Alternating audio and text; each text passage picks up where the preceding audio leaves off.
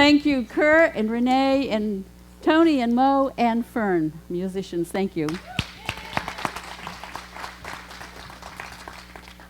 Who doesn't know that song? Who never heard that song? Okay, we know who we... My granddaughter back there, 12 years old, of course. Come on, people, smile on your brother. Everybody get together, try to love one another right now, right now. That's what Halloween is all about for me. It's about community. It's about coming together. When I was a child, we didn't trick or treat. We didn't even know what it was. It was a rural community, and everyone gathered at the schoolhouse, and we had a big party, homemade costumes, prizes.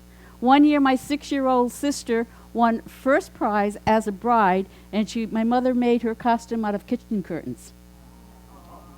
But it was always about family, about coming together, about people coming together and having fun and loving one another.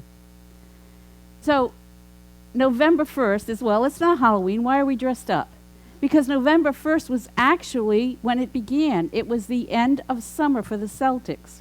And they had a huge festival. This was over 2,000 years ago. And they called it Samhain, which meant end of summer. So when the Romans came along and conquered the Celts, guess what the Pope did? He had to make it a church holiday, right? So it became All Hallows Eve, All Saints' Day, All Hallowmas. So the tradition spread through Europe, and it kind of changed a little bit here and there. And when Europeans came to America, they brought their different traditions with them. And those traditions blended with the American natives that were here and their harvest celebration. And so our Halloween is interwoven from the European countries and the Native Americans. It took all of us to create this holiday. Today's talk is we're all in this together. This one holiday wasn't just born here. It was the interweaving of many, many, many different people. And what was today's daily word? I am one with all that is. Who plans this, right? There are no coincidences. We are interconnected to everything and everyone, interwoven through an invisible energy field. So I started this book series, E Squared, back in August, and we've been doing it on and off when I'm here. And it's all about an invisible field of infinite potentiality that we live in, that we exist in. The Bible tells us we move and breathe and have our being. And that's what it's talking about. So each week in this book, I'd do a talk, and at the end of the talk, it would give us a little scientific exercise we could do to prove that scientifically, spiritual principles are dependable. They work.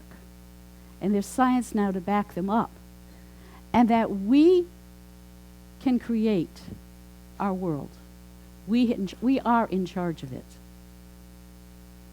So, the scientific proof of this week's interconnectedness of our oneness is called, Dan, do you have that? Quantum mechanics calls it atom, non-locality, and entanglement. I know we've got a lot of space people, NASA people that used to be in NASA here, so this is for you guys. Atom, non-locality, and entanglement, which means one object, without being near the second object, can influence the second object. I can influence Frederick back there without even being near him. When we do that prayer in here, when we come together in that consciousness, you can feel that energy, can't you? You can feel that oneness. You can feel that connection. When two particles are entangled, whatever change is made to one has immediate effect on the other. even when separated by large distances. This is quantum mechanics. But here's what Einstein called it. And of course, this wasn't planned. Einstein called it spooky action at a distance.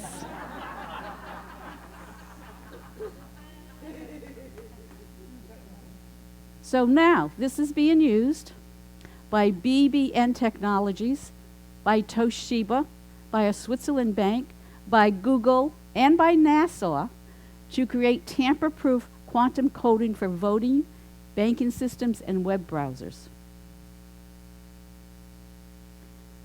Like the computers, we are connected to infinite amounts of information. Do you believe that? Yeah, I see some heads going like that.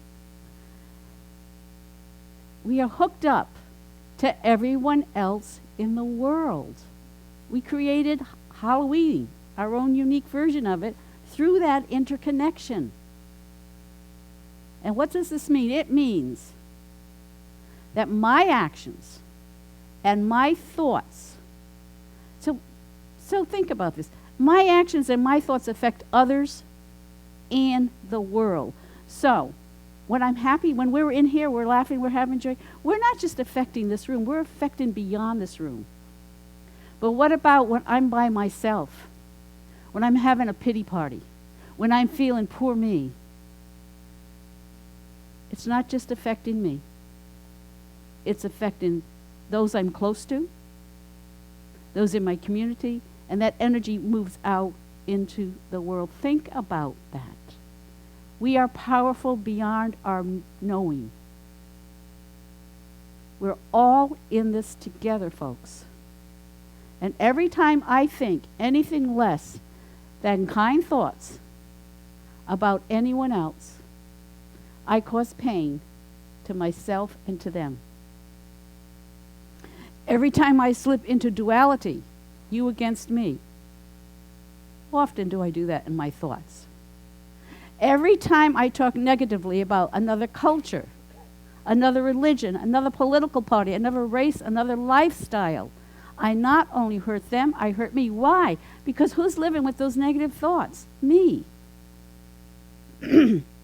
As I see another person, I will see myself. As I treat another person, I will treat myself. As I think about others, I will think of myself. So if I'm sitting here wondering why I've got all this negative stuff going on inside me, what are my thoughts about other people? What are my thoughts about that person that cuts me off?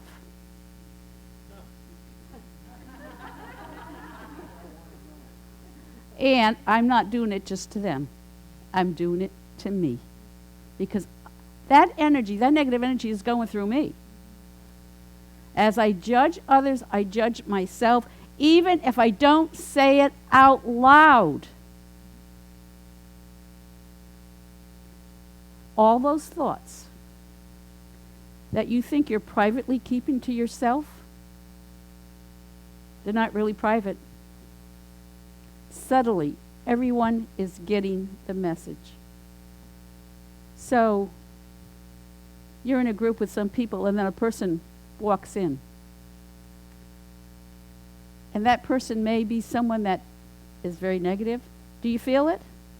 You feel it, yes. What about if you're in a group and someone that's always happy walks in? You feel the difference. And you can feel it just as I'm saying it, can't you? You know it.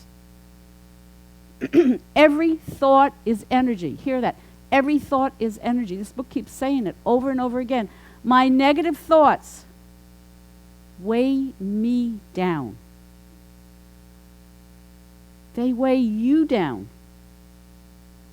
And they weigh the world down. It's just not this little tiny negative thought I'm thinking. It's powerful. It moves. We're all connected. We're constantly exchanging energy with others in our immediate circle, our family, our home, with the world, with everyone, every being on the planet. And small, almost imperceptible things that I do, that I say, that I think can have large, momentous consequences. Who's heard of the butterfly effect? Yeah. There's a flapping of a butterfly's wings in Brazil can cause a hurricane in Texas. Research it. Look it up. Yeah. That's how powerful one little motion is. In the book, there's a story about a woman who had a rocky relationship with her mother. And so she decided that she was going to, every night before she went to sleep, that she would send her mother blessings, that she would see her mother being happy, getting things she wanted. And she never told her mother she was doing this. She did it for 6 months. Over time, her relationship with her mother changed, and today, true story, today they're best friends. Send in high-frequency emotions and thoughts to others. Blessings of love, of peace, can change a relationship with anyone. Not only changes them, it changes me. Isn't this what prayer is? Send in positive thoughts over distance. Spooky action at a distance. Never thought of prayer that way, did you? Unity. God is beginning because its co-founder, Myrtle Fillmore, healed herself of tuberculosis. It took 2 years, but she did. She had 6 months to live. She lived another 41 years. And from that, a prayer circle grew. And then that prayer circle used to send prayers at a distance. So what? Quantum mechanics is just catching up, right? We've been doing this stuff for years. The Bible. John 1:7-22-23.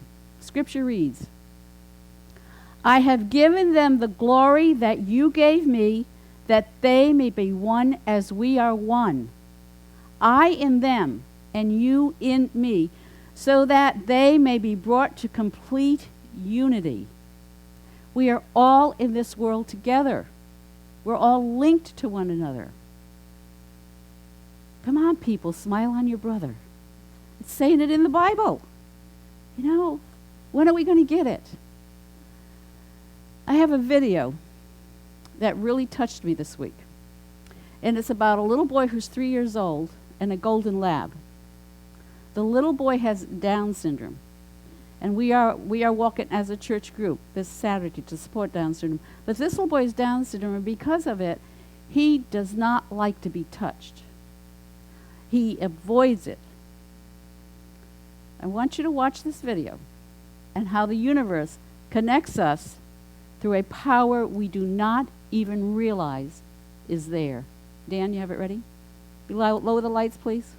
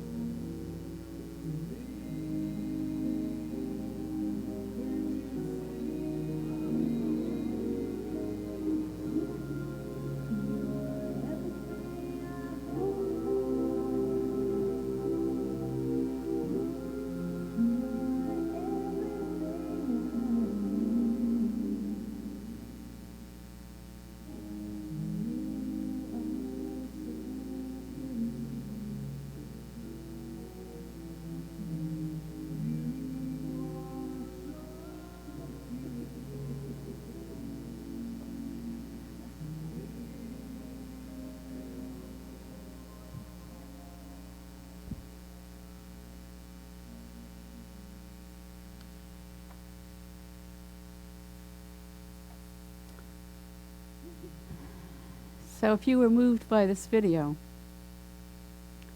your soul is recognizing your oneness.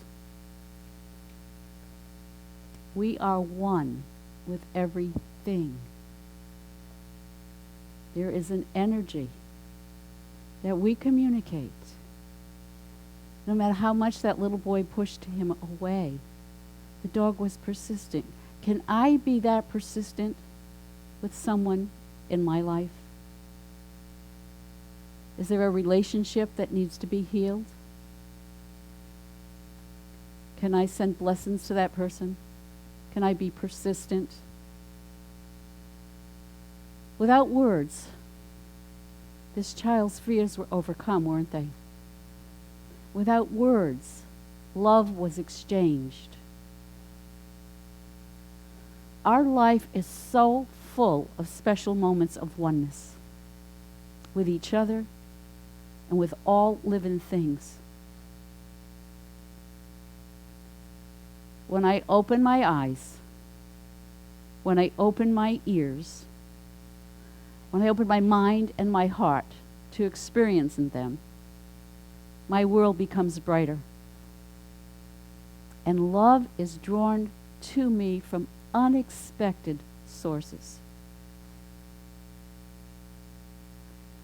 This was filmed in Argentina in 2012.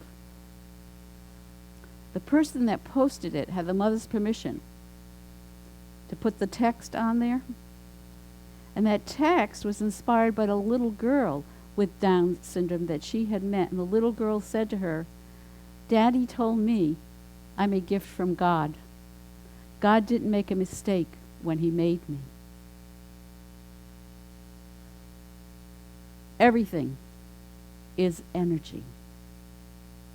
Our thoughts, our emotions, our intentions, they radiate out from us, just like the music radiates out from a radio.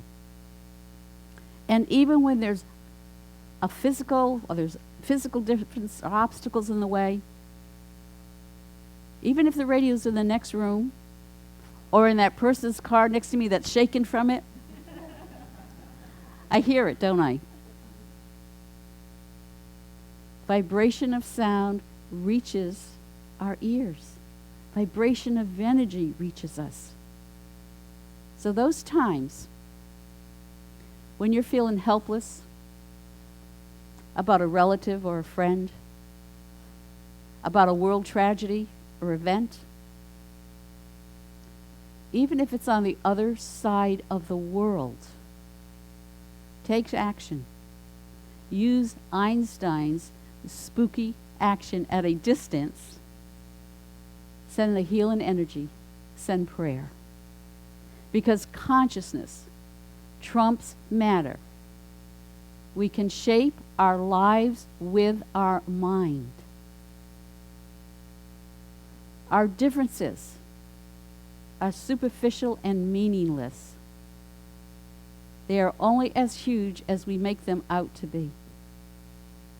So, are you ready to let go of differences?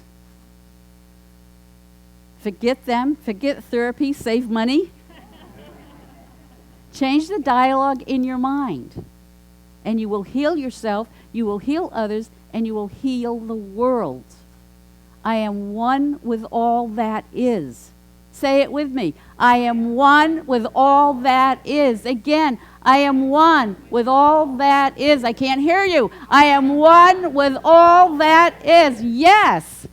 So this week, here's what you're going to do. For 48 hours, you're going to choose one person in your life that you want to shower with good thoughts. Think about them receiving surprise blessings. See them heal in a relationship. See them happy, healthy, at peace. And it's not only going to affect them, it will affect you. Because truly we are all in this together. God bless you.